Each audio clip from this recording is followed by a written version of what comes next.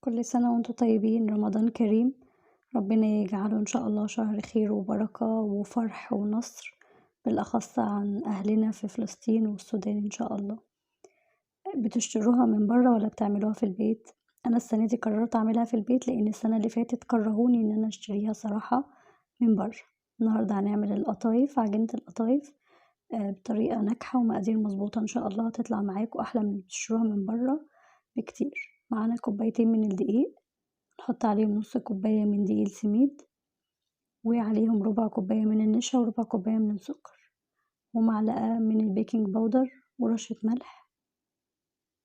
وبعدين هنزل عليهم بالمية الدافية. المية الدافية معايا 3 كوبايات من المية، هنزل الأول بكوبايتين وهضرب بالمضرب اليدوي، وتقدري تستخدمي الخلاط أو المضرب الكهربائي، بس أنا هشتغل بالمضرب اليدوي عشان يعني نشوف إن بأبسط مكونات وأبسط حاجات عندنا هتقدري تعملي عجينة القطايف بمنتهى السهولة والجمال.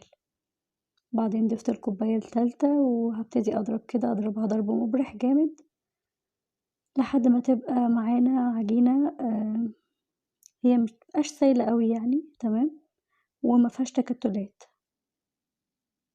تمام كده. وهنصفيها برضو عشان نتأكد إن هي مفيهاش أي تكتلات خالص. ماشي، هنعمل القطايف في البيت بطريقة ناجحة ومقاديرها مظبوطة، وهتعملي حاجة حلوة ونضيفة لولادك في البيت وأوفر. هتقوليلي مفيش حاجة دلوقتي أوفر والكلام دوت، أنا معاكي، بس يعني لما هتشتري مثلا نص كيلو دقيق، ربع كيلو دقيق سميد، الحاجات دي هتعمل معاكي مرة كمان، فاهميني؟ وحاجة انتي عاملاها في البيت ضمنها وضمنة نظافتها وكده، فاهماني؟ وهتبهري الولاد بقى. بس كده هنبتدي نصفيها كده زي ما قلتلكوا، نصفيها كويس عشان ميبقاش فيها اي تكتلات. تمام، هنا هي كده خلاص. بعد ما صفيناها هنبتدي بقى نغطيها ونسيبها ترتاح بستريتش او فوطة زي كده، نسيبها ترتاح تلت ساعة. تمام، هنحضر القشطة بقى اللي هي القشطة الكدابة. معانا لتر من اللبن، عليه تلت كوباية من دقيق السميد، وزيها نشا وزيها دقيق، وربع كوباية من السكر. تمام، وهنقلب كويس جدا ونرفعها على النار لحد ما تغلي. اول ما تغلي انا بضيف لها معلقة من الزبدة وربع كوباية من الشوكولاتة البيضاء. تمام، ده اختياري، بس هو فعلا بتنقلها الشوكولاتة البيضاء في حتة تانية خالص. هنا بعد ما غليت وقوامها تقل فضيناها وغطينا وشها كده، وهنسيبها تبرد بقى لحد ما نعمل القطايف بتاعتنا. طاسة بقى سخنة جدا هننزل فيها بعجينة القطايف، تمام، لحد ما تعمل معانا بقى الفقاعات الحلوة دي كلها كده. اول ما تشوفي بقى الفقاعات بتاعتك دي كده انبسطي انتي كده، العجينة بتاعتك ناجحة. تمام، تيجي تعمل فقاعات جنب بعض جنب بعض كده، يبقى العجينة بتاعتنا مية مية. تمام، بس ما نحركهاش خالص لحد ما تبقى كلها بلون الأطراف، فاهمني؟ أول ما تبقى كلها لون واحد نبتدي نحركها ونشوف لونها من تحت. تمام كده، اهي اللون بتاعها هو ده اللون المظبوط اللي احنا عايزينه، يبقى لونها فاتح مش غامق. لو لقيناها لونها فاتح غامق يا ربي وطي النار كمان. تمام، يعني احنا بعد ما نسخن الطاسة كويس هنخليها وسط. لو لقينا لون العجينة احمر جامد من تحت فوطيها اكتر. تمام، طيب انا لقيت فيها فقاعات بعيدة عن بعض، مش قريبة قوي كده زي الصورة، زي ما باينة في الفيديو كده. العجينة بتاعتنا محتاجة مية عادي خالص، زودي لها حبة مية وارجعي اشتغلي تاني. انا هنا كملت على البوتاجاز جوه وصورتها برضو عشان تشوفوا. بصوا بقى جمالها وجمال فقاعتها. هنا خلصنا بقى كل الكمية اللي كانت معانا. هتغطيها بالفوطة، اللي يطلع يتغطى تحت الفوطة على طول عشان ما تنشفش منك وتفضل طرية. تمام، بعد كده بقى هنجيب الحشو بتاعنا. بص اللون بتاعها جميل ازاي، بصوا جمالها بقى، فقاعتها والوانها تحفة. هنبتدي نقفل واحدة كده اهي، هوريها لكم فاضية. المهم إن إحنا نقفل الأطراف بتاعتها كويس جدًا عشان ما تفتحش معانا في الطاسة وإحنا بنقليها. بُصّوا الجمال، بتتكلم عن نفسها زي ما بيقولوا.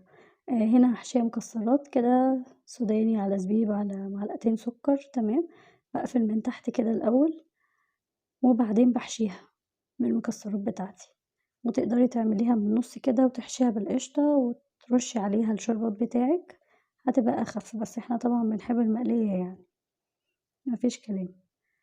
بس، واللي هتفرّزيها تحشيها على طول بعد ما تخلّصي، و تعبّيها بقى في الأكياس أو تحطيها في العلب أو في الأطباق اللي هي الفِل دي وتلفّيها بالإسترتش وتشيليها في الفريزر على طول. هنا هي هنحشيها بالقشطة تمام، نوّعي بقى في حشواتِك نوتيلا، لوتس، فستق، الحشوة اللي أنتِ عايزاها، ممكن تحشيها اللي هي الجبنة الكريمي اللي يريّحِك، أنا باحبها ساعات فاضية بتطلع برضه تحفة، ما فيش أي مشكلة. بُصّي أنا عايزاكِ تعمليها كده وتتفنّني وتبهري الولاد بقى، حاجة معمولة في البيت على نضافة ومضمونة، وزي ما قُلت لكم هيفرحوا جدًا بيها، أنا البنات كانوا عاملين فرح والله وأنا باعملها، بس. هنعمل كمان واحدة بالقشطة كده، ومهم جدًا زي ما قُلت لكم نقفل الأطراف كويس جدًا، تمام، عشان ما تفتحش معانا في الطاسة، وبس كده عملنا قطايف بمنتهى الجمال والحلاوة الصراحة. مش باشكر في نفسي، بس هي فعلًا حلوة وهتطلع معاكم ناجحة جدًا لو التزمتوا بالمقادير زي ما قُلت لكم. أنا كمّلت بقية الكمية وهابتدي أحطها في الأطباق بتاعتي كده وهاغطيها على طول وهاشيلها في الفريزر، وهنقلي كام واحدة بس عشان تشوفوا النتيجة بتاعتها.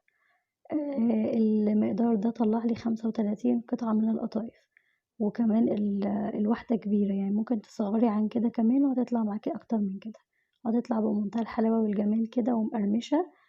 وزي اللي بتشتريها من برّه وأحسن وأنضف كمان عشان أنتِ عاملاها في البيت وضامناها وعارفة أنتِ عاملاها من إيه بالضبط، فاهماني؟